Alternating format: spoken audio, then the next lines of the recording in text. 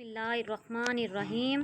سب تعریفیں اللہ تعالیٰ کے لیے ہیں، بے شک وہ وحدہ لا شریک ہے، اس کا کوئی شریک نہیں۔ میں گواہی دیتی ہوں کہ محمد صلی اللہ علیہ وآلہ وسلم اللہ کے بندے اور رسول ہیں۔ السلام علیکم پیارے دوستو، آج میں آپ کو سامری جادوگر اور حضرت موسیٰ علیہ السلام کا واقعہ سناؤں گی۔ فرعون کی ہلاکت کے بعد بنی اسرائیل اس کے چنگل سے آزاد ہوئے تو سب کے سب حضرت موسیٰ علیہ السلام پر ایمان لے آئے۔ حضرت موسیٰ علیہ السلام کو اللہ تعالیٰ کا یہ حکم ہوا کہ وہ 40 راتوں کے لیے کوہ طور پر اعتکاف کریں، اس کے بعد انہیں کتاب تورات دی جائے گی۔ چنانچہ حضرت موسیٰ علیہ السلام کوہ طور پر چلے گئے اور بنی اسرائیل کو اپنے بھائی حضرت ہارون علیہ السلام کے سپرد کر گئے۔ آپ 40 دن تک دن بھر روزہ رکھتے اور رات بھر عبادت میں مشغول رہتے، جبکہ دوسری طرف بنی اسرائیل میں ایک شخص رہا کرتا تھا جس کا نام سامری تھا۔ وہ طبعی طور پر نہایت گمراہ کن انسان تھا۔ اس کی ماں نے برادری میں رسوائی اور بدنامی کے ڈر سے اس کو پیدا ہوتے ہی پہاڑ کی ایک غار میں چھوڑ دیا تھا۔ حضرت جبرائیل علیہ السلام نے اللہ تبارک تعالیٰ کے حکم سے اس کو اپنی انگلی سے دودھ پلا کر پالا۔ یہی وجہ تھی کہ یہ حضرت جبرائیل علیہ السلام کو پہچانتا تھا۔ اس کا پورا نام موسیٰ سامری ہے اور حضرت موسیٰ علیہ السلام کا نام بھی موسیٰ ہے۔ موسیٰ سامری کو حضرت جبرائیل علیہ السلام نے پالا تھا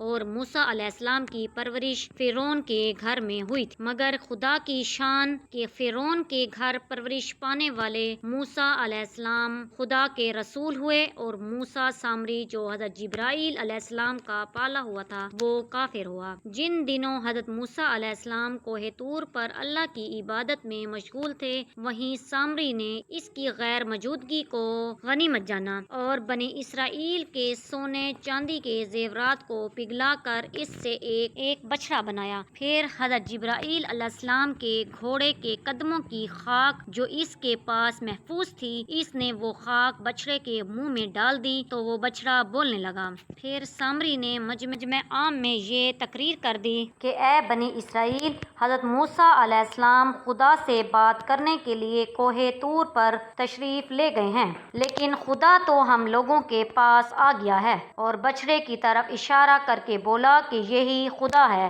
اس نے ایسی گمراہ کن تقریر کی کہ بنی اسرائیل کو بچڑے کے خدا ہونے کا یقین آ گیا اور وہ بچڑے کو پوجنے لگے۔ بیان کیا جاتا ہے کہ اس وقت 12,000 آدمیوں کے سوا ساری قوم نے سونے چاندی کے بچڑے کو بولتے ہوئے دیکھ کر اس کو خدا مان لیا اور اس کے آگے سجدہ ریز ہو کر اس بچڑے کو پوجنے لگے، جبکہ سورۃ احراف آیت نمبر 148 میں اللہ تعالیٰ کا ارشاد ہے کہ موسیٰ کے پیچھے اس کی قوم نے اپنی زیورات سے ایک بے جان بچڑے کو معبود بنا لیا جس کی گائے جیسی آواز تھی۔ کیا انہوں نے یہ نہیں دیکھا کہ وہ بچڑا ان سے نہ کلام کرتا ہے اور نہ کوئی ہدایت دیتا ہے؟ انہوں نے اسے معبود بنا لیا اور وہ ظالم تھے۔ جب 40 دنوں بعد حضرت موسیٰ علیہ السلام اللہ تعالیٰ سے ہم کلام ہو کر اور تورات شریف لے کر بستی میں تشریف لائے اور قوم کو بچڑا پوجتے ہوئے دیکھا تو ان پر بے حد غضب اور جلال طاری ہو گیا۔ آپ نے جوش میں آ کر اپنے بھائی حضرت ہارون علیہ السلام کو ڈانٹا اور فرمانے لگے کہ کیوں تم نے ان لوگوں کو اس کام سے نہیں روکا؟ حضرت ہارون علیہ السلام معذرت کرنے لگے، جبکہ قرآن مجید میں سورۃ الاعراف آیت نمبر 150 میں کہا کہ اے میری ماں، جائے قوم نے مجھے کمزور سمجھا اور مجھے اور قریب تھا کہ مجھے مار ڈالیں تو دشمنوں کو نہ ہنسانا اور مجھے ظالموں میں نہ ملا۔ حضرت ہارون علیہ السلام کی معذرت سن کر حضرت موسیٰ علیہ السلام کا غصہ ٹھنڈا ہو گیا۔ اس کے بعد آپ نے اپنے بھائی حضرت موسیٰ علیہ السلام کے لیے رحمت اور مغفرت کی دعا کی۔ پھر آپ نے اس بچڑے کو توڑ پھوڑ کر اور جلا کر اس کو ریزہ ریزہ کر کے دریا میں بہا دیا۔ پھر اللہ تعالیٰ کا یہ حکم ہوا کہ جن لوگوں نے بچڑے کی پرستش کی ہے